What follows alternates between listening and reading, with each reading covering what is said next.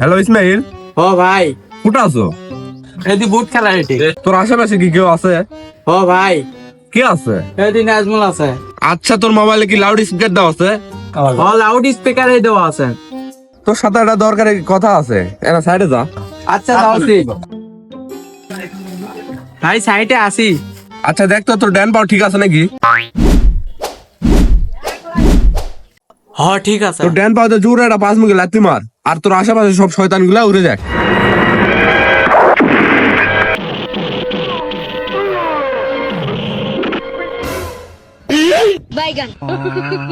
ভাই আপনি জানলেন কিভাবে নাজমুল আবার পিছে?